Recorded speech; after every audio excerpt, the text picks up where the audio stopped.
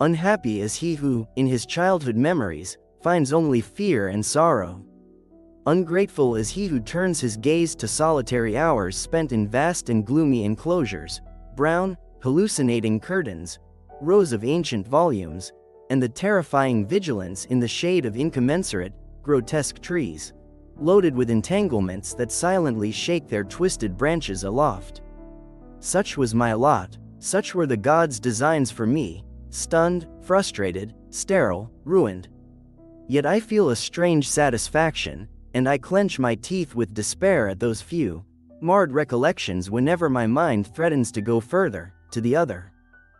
I do not know where I was born, only that the castle was infinitely horrible, full of dark passages and with lofty skylines where the eye could find nothing but cobwebs and shadows.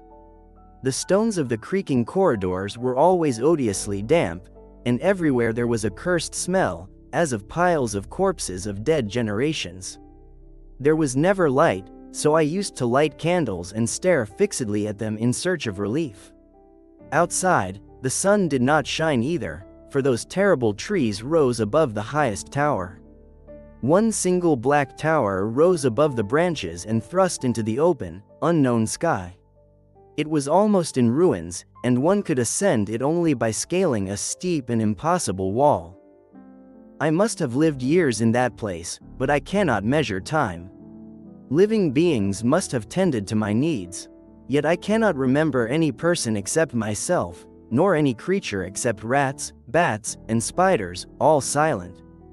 Whoever cared for me must have been amazingly old, for my first mental image of a living person was of something similar to me but twisted, wrinkled, and decayed like the castle.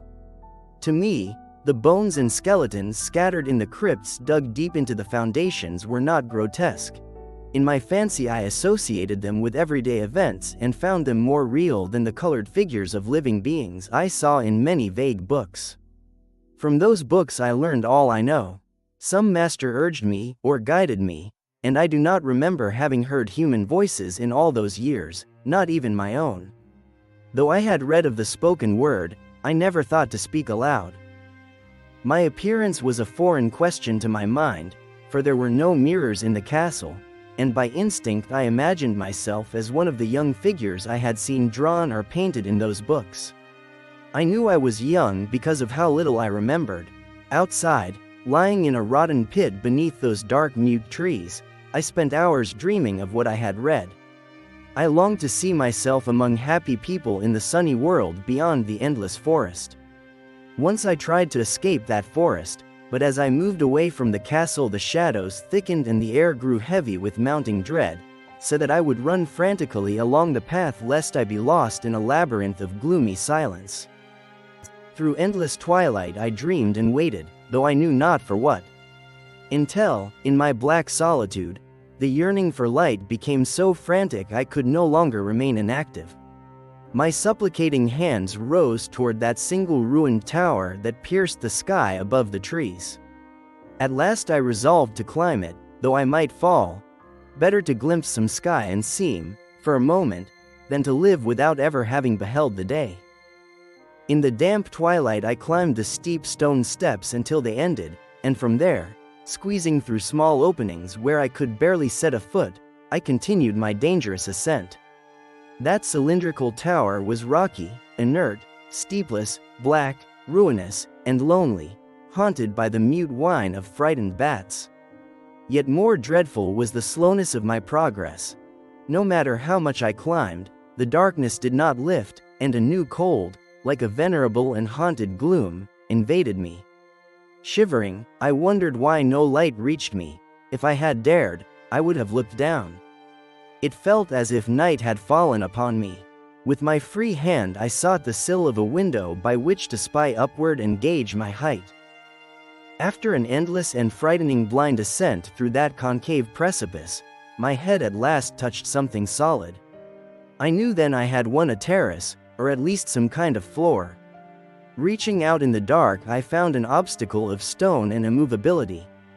Clinging to the tower's viscous wall for support, my hand at last found the edge of a slab or a door, and with my head and both hands I forced it back. No light appeared above, Yet as my hands rose I realized my ascent had ended, for the opening led to a flat stone surface broader than the lower tower, doubtless the floor of some high and spacious observation chamber. I slipped through the aperture, striving to prevent the heavy slab from closing, but it fell with a heavy echo that I could not raise again. Believing myself at a prodigious height, far above the hated branches, I rose with fatigue and touched the wall in search of a window through which I might behold the sky at last, the moon and the stars, of which I had read. But my hands found only wide marble shelves lined with long oblong boxes like tree trunks, of disturbing dimension. I reflected and wondered what manner of chamber this could be, so high and so distant from the castle.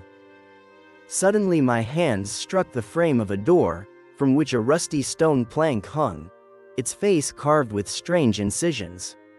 The door was closed, but by a supreme effort I forced it inward. Then the purest ecstasy I had known invaded me.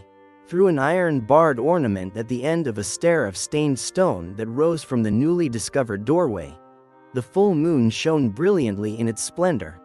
The moon I had never before seen save in dreams and vague visions which I dared not call memories. I was sure now I had reached the top of the castle. I quickly climbed the few steps to the balustrade, but a cloud passed and obscured the moon, causing me to stumble. I moved slowly in the darkness. When at last I reached the railing I had opened after careful searching, the moon came forth again. No imaginable emotion equaled the demonic impact of what I saw. Nothing I had endured before compared to the terror and the incomparable wonder of the spectacle spread before me. Instead of the impressive prospect of treetops seen from a great height, around me and level with the balustrade there stretched nothing less than the firm earth, partitioned into various compartments by marble and columnar slabs, and shaded by an ancient stone church whose devastated capitol glowed fantastically in the moonlight. Half unconscious, I crossed the railing and advanced along a white gravel path that extended in two directions. For all the haze and chaos of my mind, that frantic desire for light persisted. Not even the recent astonishing discovery could halt me. I knew not, nor cared, whether my experience was madness, alienation, or enchantment. I resolved only to go forward in a pose of brightness and joy. I knew neither who nor what I was, nor what my field and circumstances might be. Yet as I continued, a shy, latent remembrance insinuated itself and guided my steps so that my progress was not entirely random. Sometimes I kept to the path, at other times I abandoned it to explore meadows where only a colossal ruin revealed, in remote times, a forgotten ascent. At one point I had to cross a rapid river whose mossy, creaking mounds bore witness to a long-lost bridge. After more than 2 hours I reached what seemed my goal, a venerable mansion clothed in cedars, enclosed in a large park of thick trees, at once familiar to me and full of novel surprises. I saw that the pit had been filled and that several towers I knew were demolished, while new wings had been added, confusing the eye. What delighted me most were the open windows, flooded with splendid light, from which issued echoes of the most joyous voices. Advancing toward one, I peered in and saw a group of people strangely dressed, conversing with great cheer.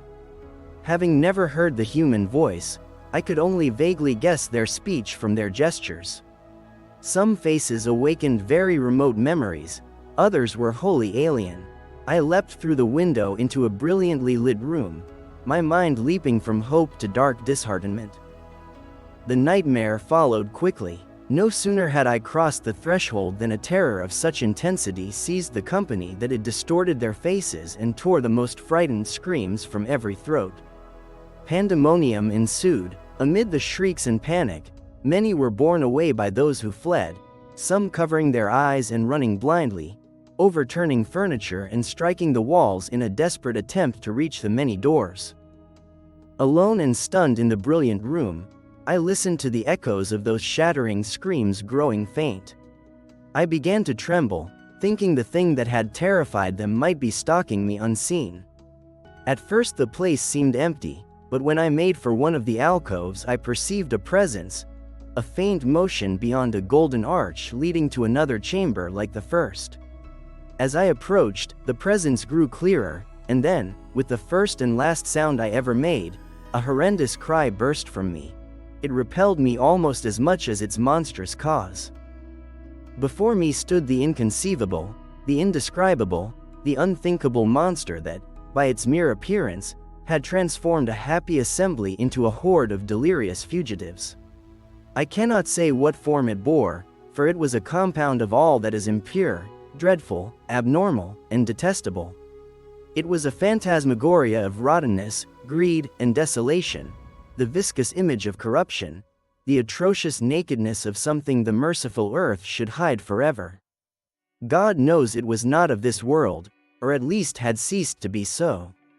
Yet, to my horror, I could discern in its chiseled features, with bones visible beneath, a repulsive and distant reminiscence of human form, and in its tattered garments an indescribable quality that shook me all the more.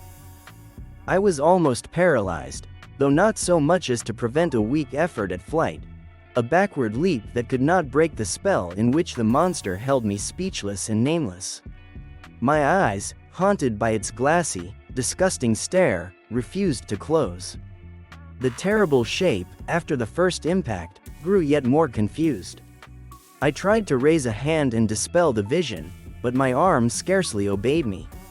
The attempt, however, unbalanced me. Fumbling, I took a few steps forward to steady myself.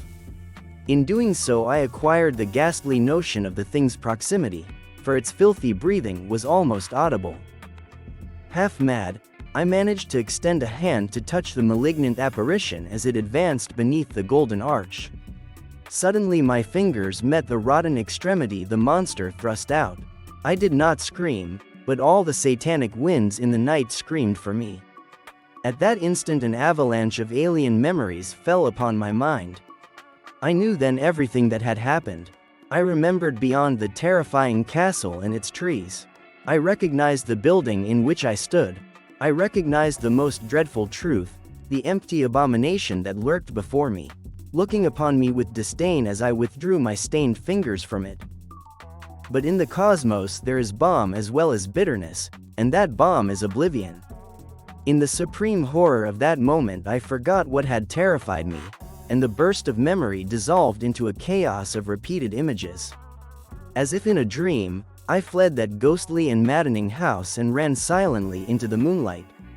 When I returned to the marble mausoleum and descended the steps, I found I could not move the stone slab, but I felt no regret, for I had come to hate the old castle and its trees. Now I ride with ghosts, gurgling and cordial to the wind of night, and by day I sport among the catacombs of Nephrika, in the recondite and unknown valley of Hadad, on the shores of the Nile.